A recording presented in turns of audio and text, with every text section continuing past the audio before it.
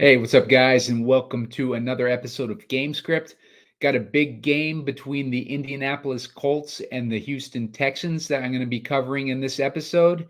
And it's a game with massive playoff implications, and I'll get into it after this. There is a ton of value in current underdog playoff best ball ADP. Elite offenses like the Rams are easy to stack. Take advantage of uncertainty and start drafting now. Use the promo code SEEK for up to $100 match on your first deposit. And subscribe to Heat Seeker Sports on YouTube for underdog strategy and drafting shows. Hey, what's up, guys? Simon Edwards at Pumacom here with Heat Seeker Sports, and you're watching Gamescript. And on today's episode, I'm going to be breaking down the Houston Texans at the Indianapolis Colts game. And it is a game with a 47.5 point total, with Indy as 1.5 point dogs, believe it or not, at home. In a matchup that's pretty even, I'm kind of surprised to see Indy as the favorites in this game. As the dogs in this game. I would have figured they'd be the favorites. And it's going to be an interesting one to break down. Another reason why I thought that they were going to be the favorites was because Houston is pretty banged up relative to what Indy is right now. But I guess Vegas likes Houston in this game for some reason. I hope they're right. I have a big bet on Houston to win the division from earlier in the season, and it's looking not horrible. It's not dead yet. We need Jacksonville to lose, and we need Houston to win this game. But, there's still a chance for that to come through. But before I get into the breakdown of this game, make sure to hit that like button. Looking for 15 likes so I can put out a shorter video a little bit later on with my favorite picks. And make sure to subscribe to the YouTube channel. I'm looking for 400 subscribers by the end of the playoffs. Right now, I'm at about 340, so I need about 60 more to get there. So help me out there. And also help out by subscribing to Underdog. Open up an account with Underdog. Make a deposit. For your first deposit, they will match you up to $100. And it's a fun site to use. There's a lot of best ball that they do on that site, a lot of pick'ems that they do on that site. I use a lot of best ball. I'm doing playoff best ball right now, and I'm focused on that as my main game right now, in addition to these showdown slates. And it is a fun game to play. There's a lot of strategy involved. I've done a bunch of shows already. I did one with Bob Gomes yesterday, Spread Esther the day before that, and we broke down some paths to the Super Bowl. Got it from a betting expert's perspective and a DFS pro's perspective. So you're going to want to check out those shows. They're on my YouTube channel now. You want to subscribe to that YouTube channel to get future content and get the alerts for that future content. So a lot of good stuff there. But let's get into this game a little bit here. This is going to be a good game. I think it's a solid matchup between two teams that have overperformed this year. And I think it's cool that we see these two teams in a position where they could actually win their division. So just to break it down a little bit here, we got CJ Stroud, who has been a phenomenal rookie quarterback this season, just blowing away expectations. Everybody was making fun of him in the draft, saying he didn't have the IQ, the football IQ, and just dumb stuff like that. And he ended up dropping to the number 2 draft, and Houston got a steal actually with him at the number 2 position in that draft. Carolina ended up getting stuck with Bryce Young, who has been a complete bust so far, but they also have really, really bad management over in Carolina. So it could be a personnel thing, but right now Bryce Young is looking like a bust, especially compared to CJ Stroud. Look at the numbers he's been putting up in his rookie season. Tons of weeks with over 25 DraftKings points, one with 44 DraftKings points. He had one with 33 DraftKings points. He's just been a stud all around. Last 3 games, he hasn't done too much, but last week he was coming back from a concussion. He missed 2 games with that concussion. He got the concussion against the Jets. The Jets, he only had 3 DraftKings points. And Denver, he struggled, but Denver's got a tough defense. He ended up getting 16 DraftKings points against them. But otherwise, he's been solid this year. And the Colts are not a defense to fear either. Colts are, they're giving up let's see, 22 DraftKings points a game to the quarterback position. Oh, I'm sorry. That's actually what Houston's giving up to Indy. Colts are giving up 14 DraftKings points a game to the quarterback position, which is not a great DraftKings point matchup for CJ Stroud, but the type of defense that the Colts run is cover three, and CJ Stroud does really good against cover three defense. You can see the last game that he played against Indy. That was only the second game of the season. He had 25 DraftKings points. So even in the second game of his career, where he was still trying to get his bearings on the league, still trying to adjust to the speed of the league, he ended up getting 25 DraftKings points against Indy, threw for 384 yards.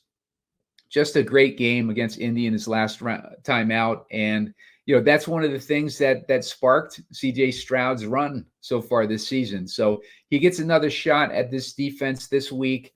And, I think he's got a really good shot to have a big game. So he's definitely in play, maybe even as a captain option. One thing that I've noticed, though, about CJ Stroud from breaking down his box scores and everything is that he doesn't do a lot of rushing. And, you tend to think that these explosive quarterbacks that are able to put up these monster, DraftKings points numbers and everything, they're typically have a run game element to them. But CJ Stroud really does not run the ball that often. You can see from the attempts that he's had, he had one attempt versus Tennessee.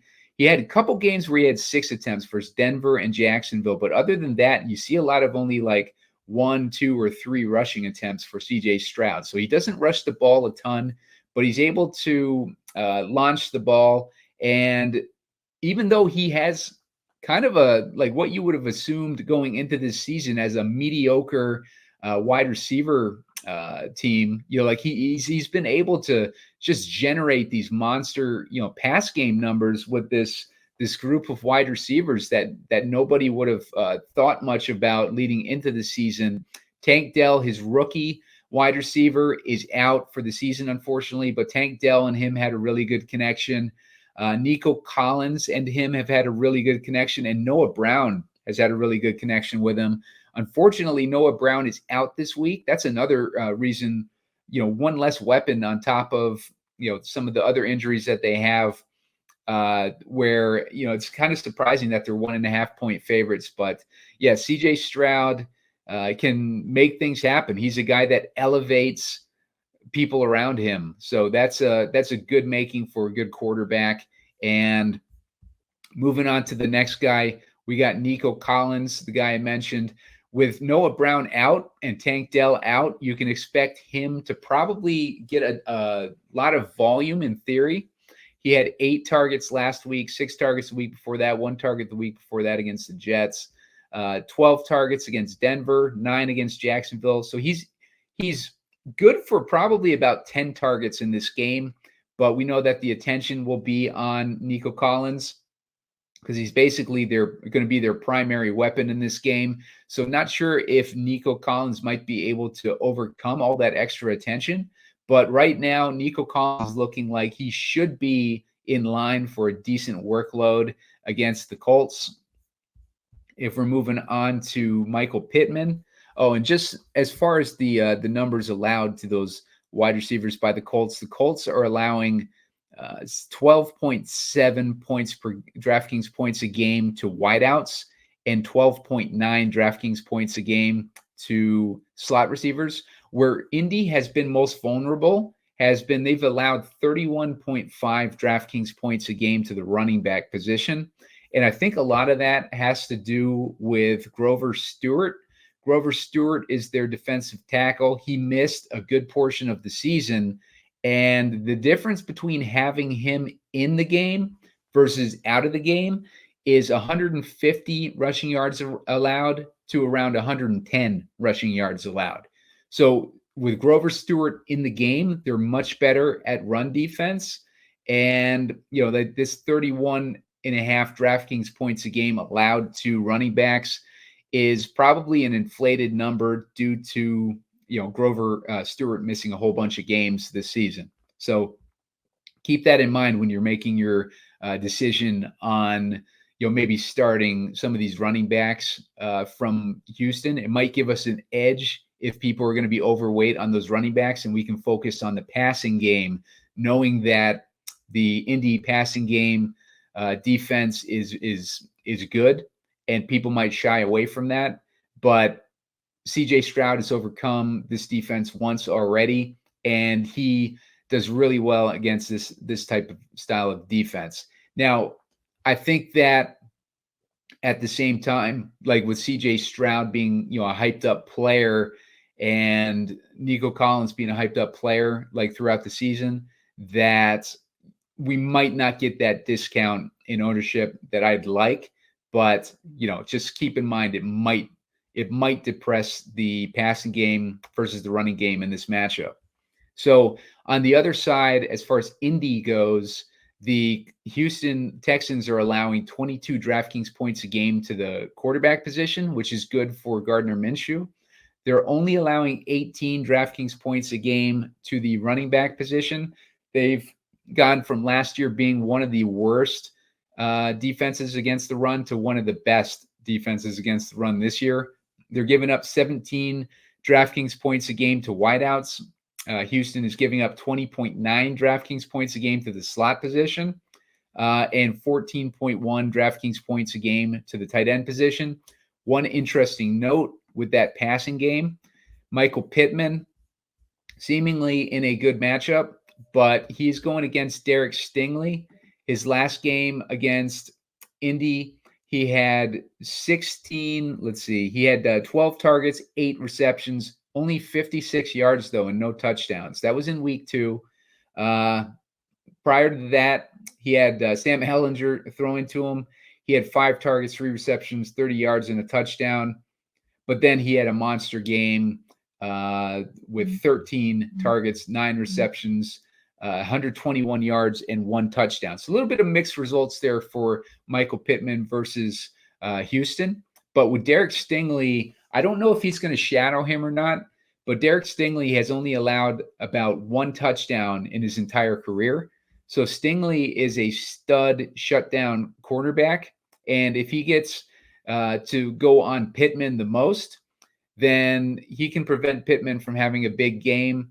And if he's able to prevent Pittman from having a big game, then a fade there might make some sense for Michael Pittman, who should be a popular captain option tonight against Houston. Jonathan Taylor has been a monster against Houston throughout his career.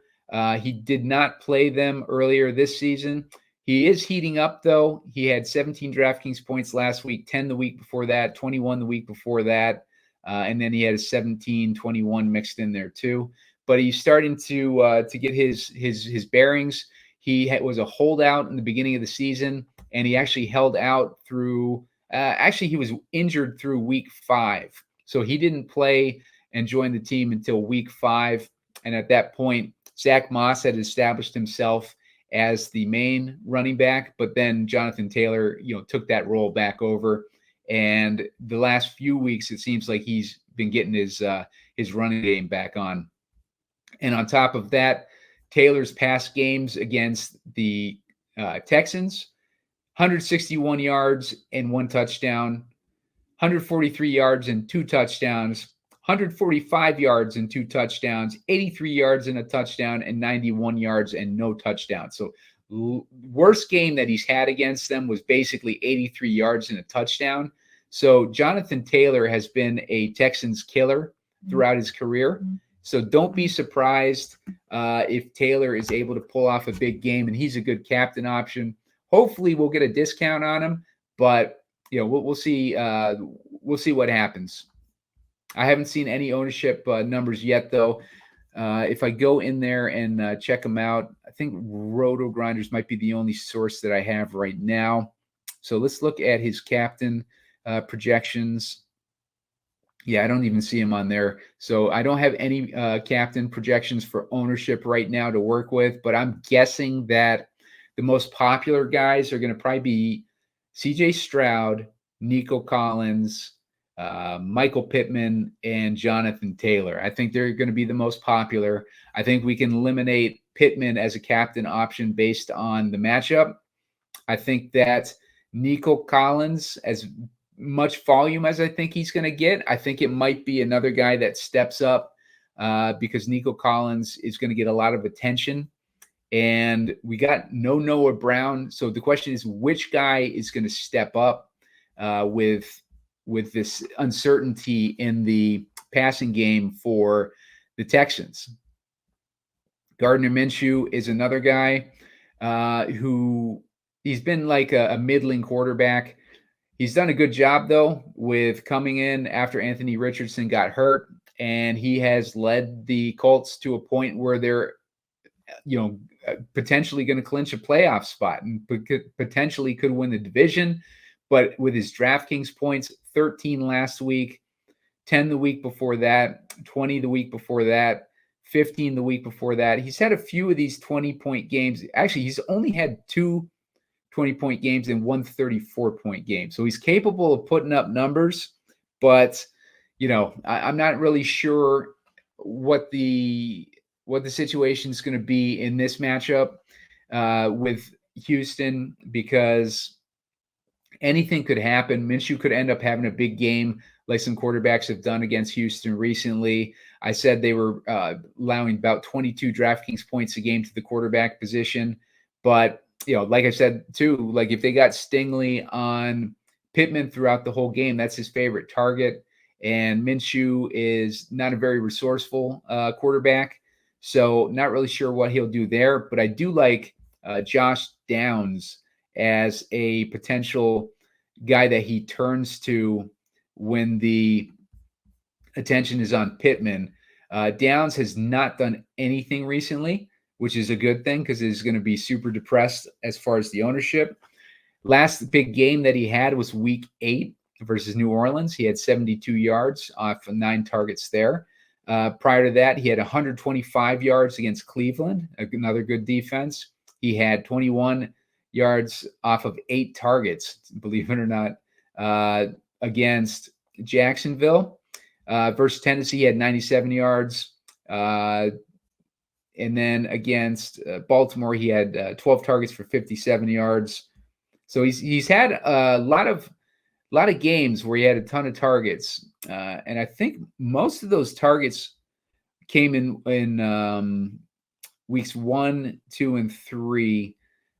He was pretty popular with Anthony Richardson, but then he's had some big games with Gardner Minshew too. He had week 6, he had 8 targets. He had 6 targets with versus Cleveland, 9 targets versus New Orleans, and then that 13 target game against Tampa Bay. Had a 9 target game against Atlanta. So him and Minshew have had games where they've been on the same page. This, I think, is going to be one of those games where we're seeing the 20.9 DraftKings points allowed to the slot position that the Texans are allowing. So Josh Downs, at his price, might even be a captain option in this game with, like a lot of these studs in this game. And we're going to want to try to jam in a decent amount of these guys. There's not a real reason to fade some of these guys like Stroud. Stroud is a core play this week, probably in the flex, but he can be used in the captain, but he's definitely a core play. Jonathan Taylor is a core play this week. He's at 10K in the flex. So he would make a good captain too, but depending on where the salary takes us, I think the other core play, I don't want to say Collins, but Collins might be a core play just based on the volume that he's going to get. Pittman, I think Pittman's the odd man out when it comes to these expensive guys, just based on the matchup. Zach Moss is another guy that was benefiting when Jonathan Taylor was out, but ever since Taylor's been back, he hasn't really done too much. He had 13 or 12 DraftKings points last week, but he had to put up a touchdown to get there. So Zach Moss has kind of, been getting more and more phased out as Jonathan Taylor gets more and more back up to speed. With Devin Singletary, he has taken over the lead role as the running back for the Colts, or for the Texans. And he has, on paper, a really good matchup versus the Colts. But as I said earlier, with that Grover Stewart coming back, they have allowed much less points to the running back position. I can give you his last 4 games. I believe Stewart has been back for about 4 games. Last week, they allowed 15 DraftKings points to Zamir White. That was off of 20 carries and 6 passing targets. Bijan Robinson had a decent game against them, along with Tyler Algier, 19 DraftKings points and 16 DraftKings points. But Jalen Warren and Najee Harris did not do anything against them. And let's see, week 13 is when Stewart came back. So we got a couple more weeks we can look at here. Week 14, Joe Mixon had 21 and Chase Brown had 19. And week 13, Derrick Henry had 28. So yeah, maybe Grover Stewart, like he's reduced the rushing yards, but it seems like somehow they're still scoring a lot of points against the Colts. So Devin Singletary is in play, but keep in mind that Grover Stewart does impact the rushing yards allowed for the Colts by a significant number, almost takes off a third of the rushing points allowed. So Josh Downs, I mentioned him. He's a guy that I like this week, especially at 6,600. He might be one of my core plays this week. Zach Moss I covered. Alec Pierce, he's a long bomb guy. Houston does allow some bombs, but he has not really demonstrated that he's worth 6,200. He had 12.8 DraftKings points last week off of 1 target. He had 22 DraftKings points back against Tennessee in week 13. So, he has shown upside, but I think I like Downs the most out of this wide receiver core this week. Case Keenum, we can skip him and all these backups. Dalton Schultz is another guy I'm interested in because we're in a situation where Noah Brown is out and CJ Stroud is going to be looking to throw to another target. We do have a few options on Houston as far as wide receivers, but we also have Dalton Schultz, and Schultz is kind of like having an extra receiver on your team. He is a really good tight end. You can see he had 4 targets last week. 11 targets the week before that. I believe that was Case Keenum. But he was showing some chemistry with Stroud. He had 10 targets, 7 targets, 5 targets, 11 targets, 6 targets. Those were all his target counts in some of those games. We've had a lot of situations where they've been missing receivers this year. So let's take a look at Houston when they are missing one of their receivers. Back in week 17, Schultz had 4 targets, but they had Noah Brown and Nico Collins were both playing. I'll try and find you a game where they were missing some of these receivers. Back in week 16, he had 14 DraftKings points. That was with Davis Mills, though. We will skip past the Case Keenum game. I'm going to go back to the CJ Stroud games. Week 14, CJ Stroud. That's Dalton Schultz was out in that game. Dalton Schultz was out in week 13 as well. Dalton Schultz was there in week 12 along with CJ Stroud. He had 2 targets there, but I think that's probably the game he got hurt. Week 11, he had 3 targets for 11 DraftKings points. That was a game where they had both Tank Dell and Nico Collins playing. Dalton Schultz, 6 targets for 11 DraftKings points back in week 10. They had Noah Brown and Tank Dell both in that game. Dalton Schultz, 11 targets in week 9. They had Tank Dell and Nico Collins in that one, but it looks like Brown was out in that game.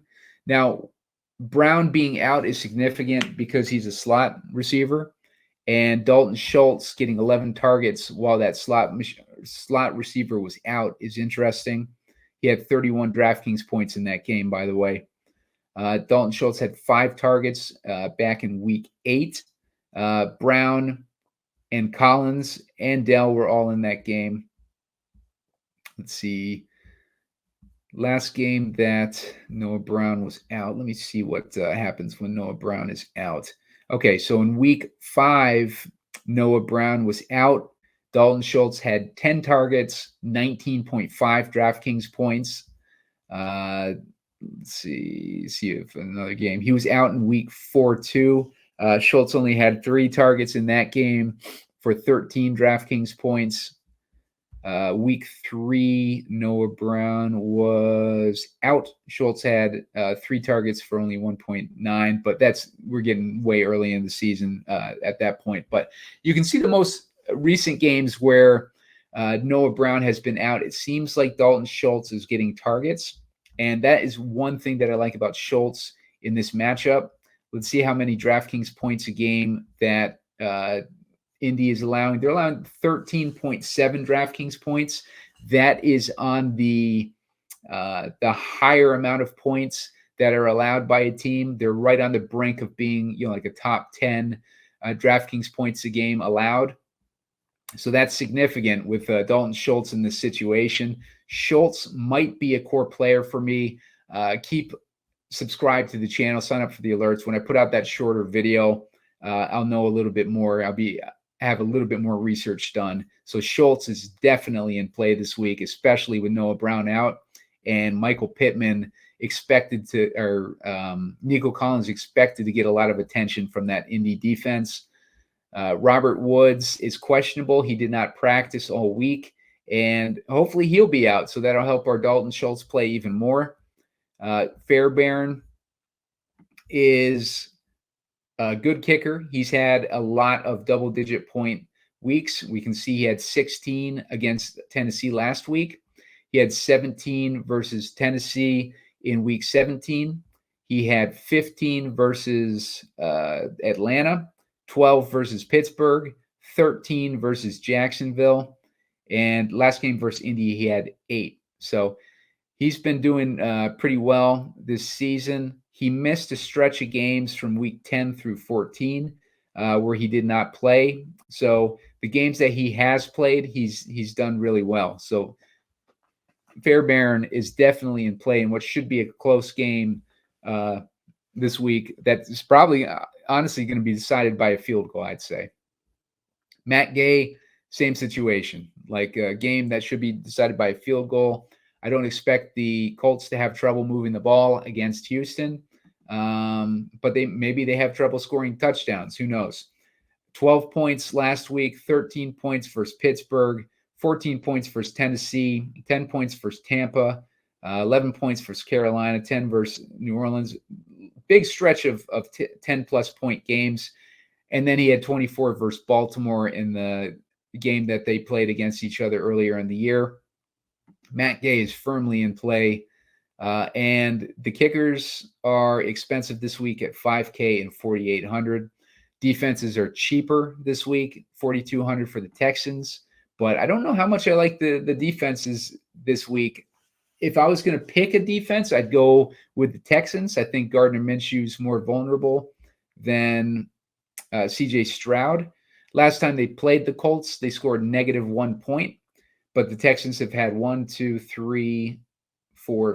6 games with 10-plus points, including 21 points against a weak Tennessee team last week. As far as the Colts have had, let's see, 1, 2, 3. They've had a decent amount of double-digit point weeks too, but I don't like them against C.J. Stroud necessarily. I think that I would lean towards the Texans if I was going to start a defense, but I do like their salary at $3,800. Don't underestimate that salary.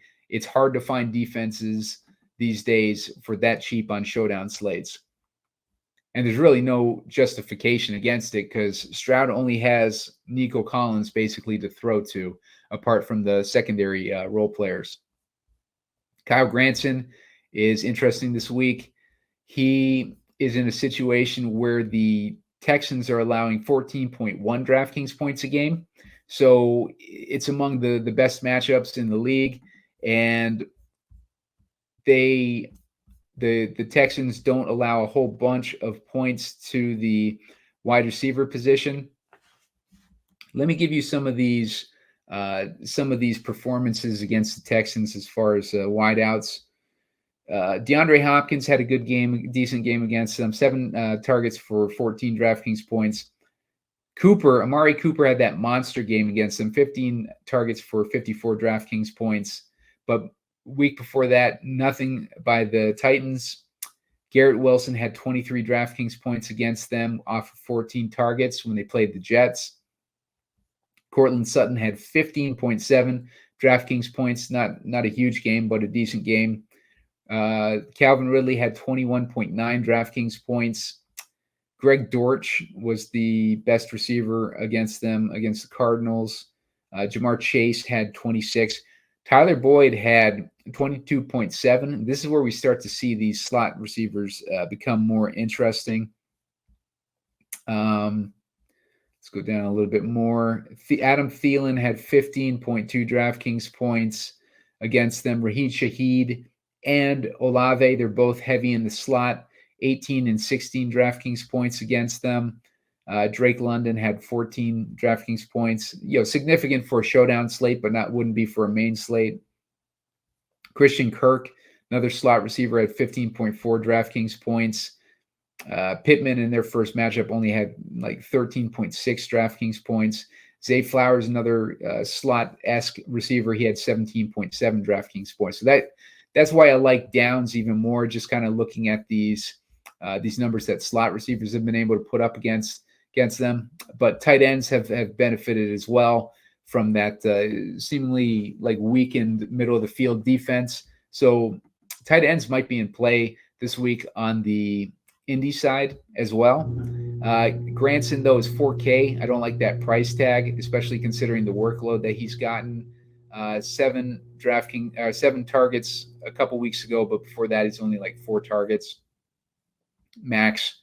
Montgomery, DJ Montgomery is another guy he's been getting a little bit of work recently. He got 4 targets against Atlanta, 4 targets against Pittsburgh. I don't know if he's going to be inactive this week or what his deal is going to be, but keep an eye on him if he is active, because he's got 2 weeks there with 4 targets. He is expensive though at $3,600 for someone with a role like that. He's even more expensive than Dameon Pierce, who is the now backup running back. Dameon Pierce, don't write him off at $3,200 against the Colts, because we've seen them give up touchdowns to running backs, and Dameon Pierce, he could surprise at any point. Like Devin Singletary is by no means a locked and loaded running back one. Dameon Pierce at $3,200 is interesting. Brevin Jordan is also interesting with that missing Noah Brown. They're going to need someone to kind of fill that slot work. I was leaning towards Dalton Schultz, but maybe in those lineups where we can't afford Schultz, maybe we use Brevin Jordan, who is also an athletic tight end. Trey Sermon has been getting a decent amount of work with Jonathan Taylor out, but I think now that Taylor is back in and Moss is healthy or healthy-esque. 5 attempts last week, 2 the week before that, 17 attempts versus Pittsburgh. So Sermon's been getting a little bit of work, but I'm not wholly interested there. Mallory's another one of these tight ends on the Colts that we could rotate in if we want a tight end. 4 targets versus Atlanta, 5 versus Cincy, 4 versus Tennessee. So he's had upside in his targets, especially recently. So Will Mallory at 2K is very interesting in this matchup. Goodson, not really familiar there. Mo Alley Cox, you would have expected him to be the guy to benefit this season with kind of not really much of a tight end thing going with amount of time that he's been on this team, but Mo Alley Cox just hasn't gotten it done with his opportunities throughout the years. And at 1.2K, maybe he's just the guy that we rotate in when we want to get in a tight end representation from the Colts.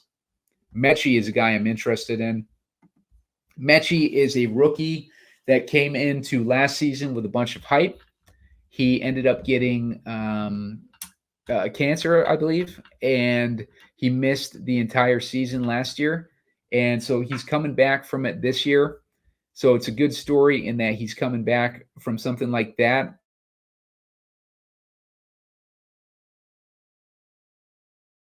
But as far as, getting up to NFL speed, he hasn't quite got there yet. But this would be the week and the opportunity to do it. He had 3 targets last week, 3 targets the week before that, 5 targets versus the Jets.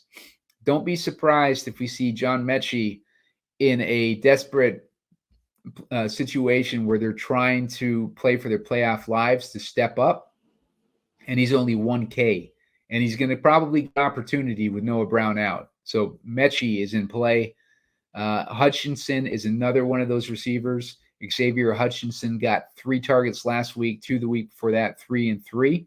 So he's a guy that's been getting a little bit of a bump in targets. And as I said, CJ Stroud is a guy that elevates people.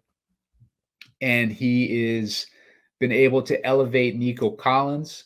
He's been able to elevate Noah Brown. He's been able to elevate Tank Dell. So Xavier Hutchinson and Mechie, given the opportunity with a quarterback who has an ability to elevate his teammates, any one of these dudes could be the missing link to a big win in Showdown this week. So Mechie and Hutchinson are 2 guys that you want to know for sure, and we want to keep an eye on the beat reports and stuff like that to see which one of these guys might be leaned on more in this matchup. Saubert, he's not really interested there. He hasn't really done anything. Sims is another one of these receivers, Steven Sims, but he's at 400. He only got 1 target last week. Looks like he's new to the team since week 11. So not really sure what to think of Sims there. He's a guy that we want to keep an eye on the beat reports for and stuff like that. Other than that, if we're going dumpster diving a bit here, not really seeing too much else. I think the lowest I go this week is Mechie and Hutchinson. Those are 2 dudes that you want to have in your player pool this week. And with that said, make sure to hit the like button. Looking for 15 likes to put out a shorter video before we get into this lineup build. Make sure to subscribe to the YouTube channel. I'm at 340, looking to get to 400 before the end of the playoffs, so help me out there. And subscribe to Underdog. Use the promo code SEEK, SEEK, and they are going to match you up to $100 on your first deposit. In addition to that, if you use the promo code SEEK, I also have a link in the description of this video, so it makes it easy. You just click there and you automatically get the promo code. First deposits, first-time account holders, first deposits will get up to a $100 match with that promo code. But I'll also send you my rankings for playoff best ball. Just hit me up on Twitter, send me a DM. At Pumacom is my handle, and I will hook you up with my playoff best ball rankings. But just sign up for an Underdog account using the promo code SEEK. They will match you up to $100 on your first deposit. So now let's get into the lineup builds here. As far as my first captain, going to take a look here. I like Taylor. I think Taylor may be the best option for captain this week. At first, I was leaning more towards Collins, but I think the attention is going to be on Collins. I think he's going to get the volume, but I think he's going to get the attention. With Pittman, he's got Stingley to contend with. Not sure if Stingley is going to shadow him. But he only had 58 yards off of 14 targets or something the last time they played. Taylor seems to me to be the safest option for captain. He'll probably be the highest owned the more I think about it. But let's get him in there. Let's get Stroud in there.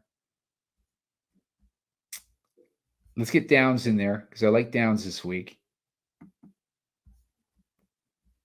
And that's going to leave us with about 5,700 per guy.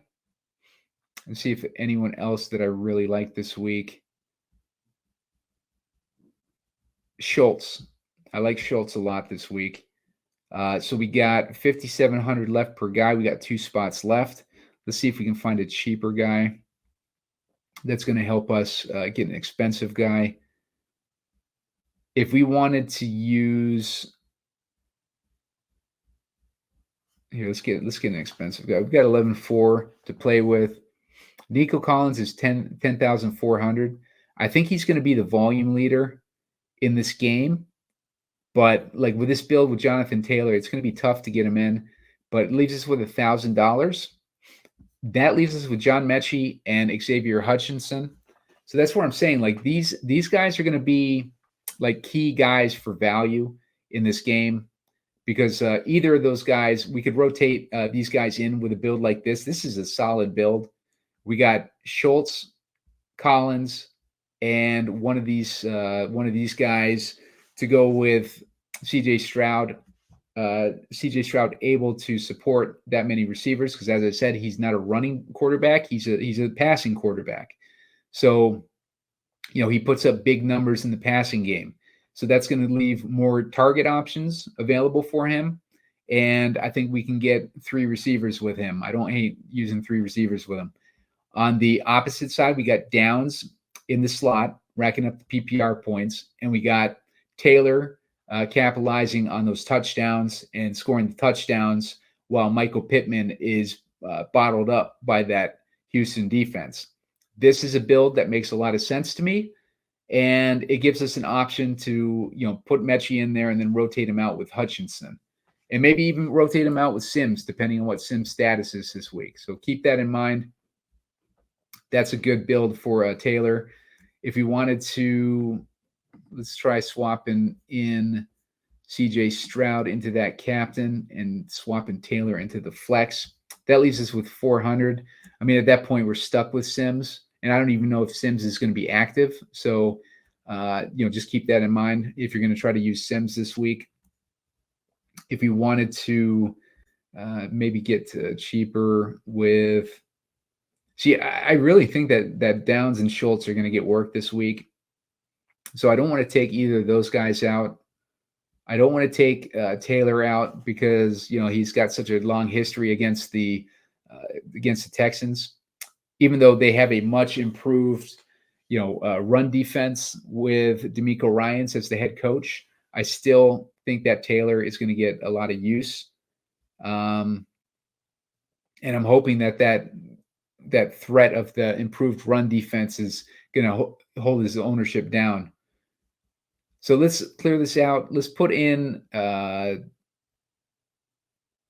get Schultz in that captain spot. Let's get Schultz in that captain spot. Let's put Stroud in there. Let's get Collins in there. Let's get Taylor in there. And let's get Downs in there. That's going to leave us with 3,100.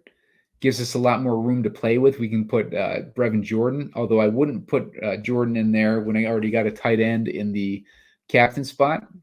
But you have Will Mallory, a guy that I talked about. You have option, if you use Mallory, maybe you rotate in Mo Alley Cox. You got Mechie and you got Hutchinson there too. All good options. If you think that Collins can overcome the matchup and be the volume leader and also lead to points, let's put him in there. And let's get Schultz in there too. That leaves us with 800. So we're kind of locked in with Hutchinson at that point, but still a good team. We got a 4-2 build going on with Houston versus Indy, and we got that passing game going on. So, plenty of ways to go there. I'm tending to lean Houston, but this game could go either way. So you could do 4-2 builds in either direction. If I was doing 4-2 Colts side, I'd probably figure out a way to work in Pittman, Minshew, and God, I don't even know if you can. Their weapons are all so expensive. It's going to be tough to do a 4-2 Indy build. So we probably have to go with like Schultz as captain. Let's say that Schultz is getting all the work. He's the guy that is getting locked in on. So let's put Schultz in there. Let's put Stroud. Let's get Pittman, Taylor, Minshew. That leaves us with 300. So it's like Minshew, even these 4-2 builds, I'd rather use Downs and 3,300 left. If I was going with a 4-2, I'd probably go with like Mallory or Cox, like one of these tight ends on the Indy side. So, well, that's it for this show. Make sure to hit like, hit subscribe to the YouTube channel. As I said, I need about 60 left till I hit 400. And make sure to sign up for alerts if you do that, so you can get the alert when the shorter video goes up. Sign up for the Underdog account using the promo code SEEK. They'll match you up to $100 on your first deposit. You're going to want to do that because playoff best ball is in full force right now. It's a fun game to play. Big prize pools, a lot of options for different price points to enter these contests, and it makes your playoffs a whole bunch of fun. And if you check out the YouTube page, I've already put up a bunch of playoff best ball shows. You can get an idea of how the flow of the game works and all that kind of stuff by watching those, as well as some picks of discounted teams and stuff like that you can plug in as your targets for these drafts. So thanks, guys, for watching. I'll have another game script for the early game. I did the late game first just because I was heavy into researching this game and I wanted to get it out before I forgot everything. So good luck, guys, and I'll talk to you a little later.